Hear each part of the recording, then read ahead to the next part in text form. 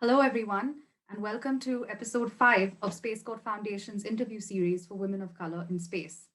I'm Nivedita Raju, Director of Legal Affairs and Research at Space Code. At the Foundation, we firmly believe in the benefit of outer space for all of humankind. And so each episode of our series features a different speaker, highlighting their experiences in the international space sector as a woman of color. This week, we're thrilled to invite Vera Mulyani. Vera is an architect, a filmmaker, and founder of Marschitect Design. Welcome, Vera. As CEO, can you please tell us a bit about Marschitect Design and what a Marschitect does? So I came up with the term Marschitect, came from Mars Architect. It was very early in 2015, late 2014, when I was imagining that there should be the actuality of architecture that we can bring to the space industry if they start to open the access toward human civilization or human settlement of planet. So I was really interested, obviously, in the space program at the time, but I was just coming from the creative side. That's what I thought, like, I'm just this and it's not enough. And so I just thought, since there is possibly no chance for someone like me to be involved in such a great effort in science, space, physics, and everything else that actually architecture, of course, touches in terms of our field of occupation, but it's still very foreign. So the Marschitecture program that I was coming up with was really meant to be an ongoing study and research and bringing in our actual new technology in architecture so that when we're building a base for these astronauts, we're not just looking at the engineering side. We're not just designing a machine that is not very human comforting. So all the design that I would like to contribute at the time was focused on the advancement of architecture and the design tools that we have, the skills that we have been trained to do with the actual discoveries, like all the new discoveries about space, about Mars. Like even until today, we're still discovering things from the unknown in space and in other planets. So it's just an ongoing design process, basically. So what's interesting with Marschitecture as a word is to distinguish really what space already have, meaning the mission architecture. So people can be confused when we talk about architecture like I have in my background, with first of all, they confuse architecture with building, and it's completely different. Now it's architecture with the system designs that space already have. That's why that word was really important for me to have to launch the new word. It's a much needed initiative.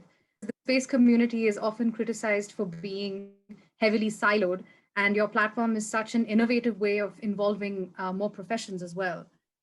You have a background in architecture, in urban design, and in filmmaking. What led you to focus on space?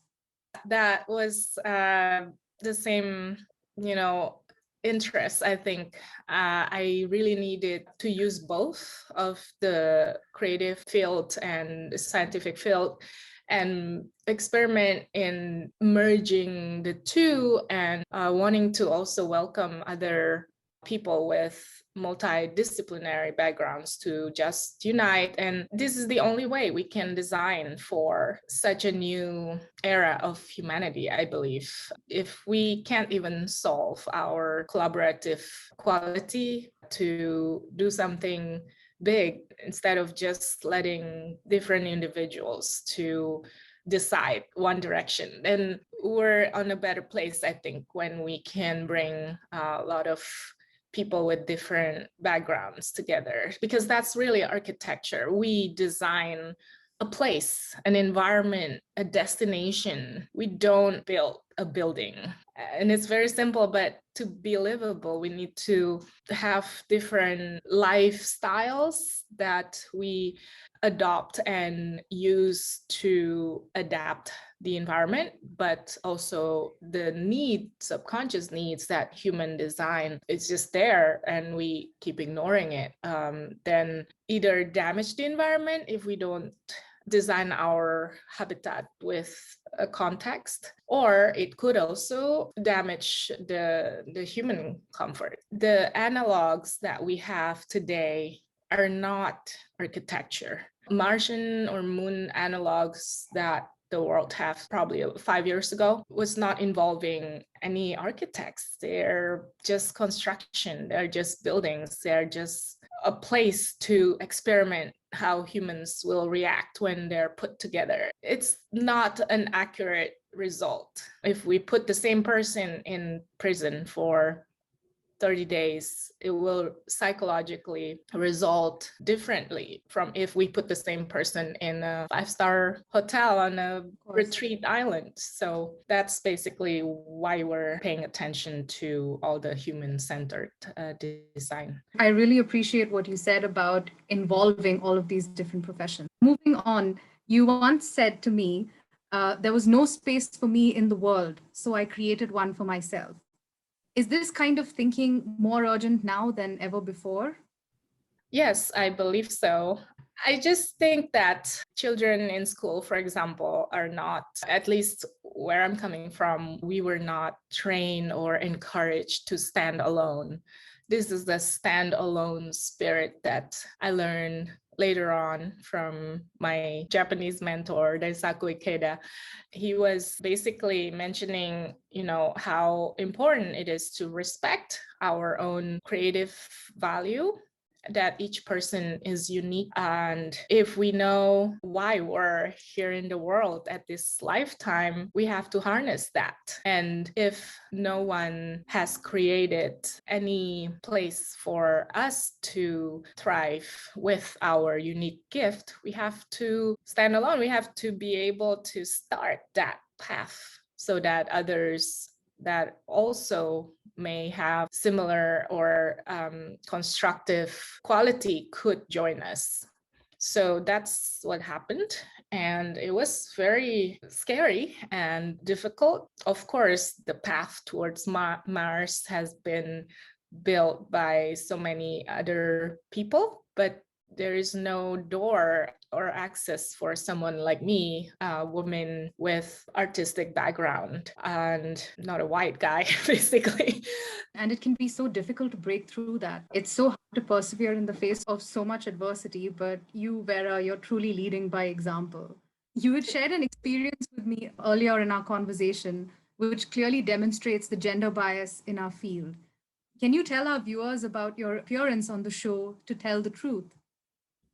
So continuing what I mentioned earlier, I think the concept of inclusiveness is very new to me because I just never think that way until it was, highly highlighted during or before the pandemic. It was, the surge of BLM and Asian hate, I guess. And it was really shocking to me because as an Asian woman growing up in a third world country, I have always grown up with people's perception of indifference for my type, basically. If I'm in the room among other people, they would not guess what I do, or they would just not pay attention. I have always have to basically speak up, and it's exhausting.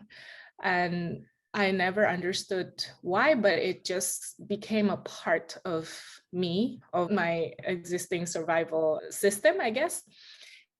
And so what's interesting is in the business, suddenly it's super clear to me. I just discovered that it's more difficult, and I was facing a lot of adversity also in the respect, I think, just a genuine respect toward my leadership. It's really hard. I have to fight every single second to make sure that the other party is listening. But what's interesting is exactly the same time I was offered to come to a show on the national TV called To Tell the Truth. And I was asking them, what is that show about? And they said, well, we're going to invite you and learn about you so you can become our hero story because your path in life is so interesting.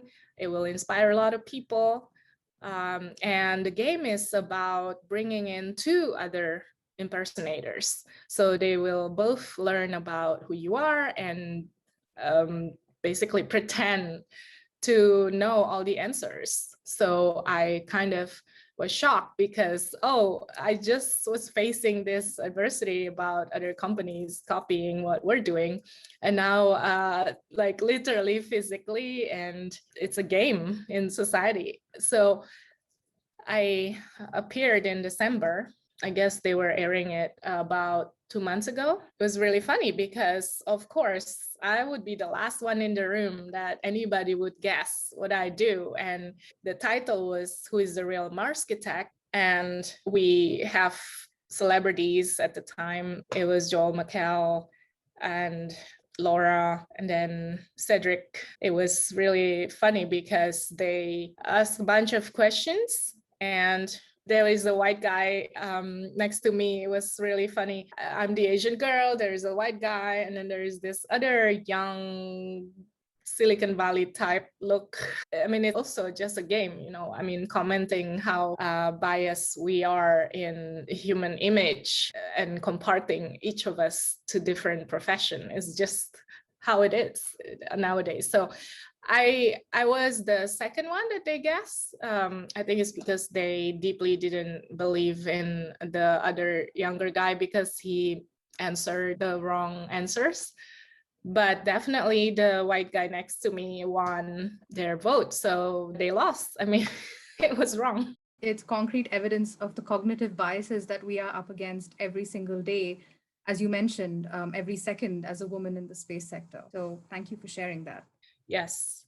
And if I still have little anecdote time about that, I was receiving an email from some countries, a space agency I wouldn't mention, that a group of people will come and visit the Marschitect Design in LA. They come all the way from Asia. I wouldn't tell which country, but as my own people, They were so excited. They arrived in my office and I greeted them. There were about 20 people. They're all like really serious looking. It looked like the executives arrived and they were all men. There was just one woman among them who were taking pictures. And I greeted them and I showed the designs. But then they were like, where is Mr. Vera Mulyani, CEO of the company? Where is he? So I was just like, it's me. And sadly, they look very disappointed. They're like, oh, okay. It's amazing. And we're like, it was 2 years ago. So 2019, we're still in that level of humanity with cognitive bias, as you said. My goodness, what a story. Thank you for that. I think that's something our viewers would definitely be interested in learning. Since you've emphasized that space cannot exclude these creative professions, especially artists, do you have any advice specifically for creatives who are aiming to work in the space sector? Yeah, it's not necessarily an advice, but I would suggest a very hungry type of curiosity in the space field. Meaning, if you want to work in the space industry or any other industry as an artist or as any profession, you have to be ready to be at least bilingual in terms of mastering the other field that you're not expert in. So the way to contribute is to understand to whom you're contributing and what they really need. So if I'm an engineer, I try to contribute to art field. I will need to learn everything about that field and vice versa. So it's really important to learn about context. And I guess also never give up. There will be a lot of challenges and a lot of naysayers, and then we make a lot of mistakes. There are so many things that are based on the unknown. So it's really difficult. But if we don't try, it's not going to happen. And if there is no place for you, you should create one for yourself, and others can follow. Thank you, Vera, for that fascinating discussion. Space Code Foundation will announce details for episode 6 soon. Until then, please like this video, subscribe to our page, and follow our social media for updates.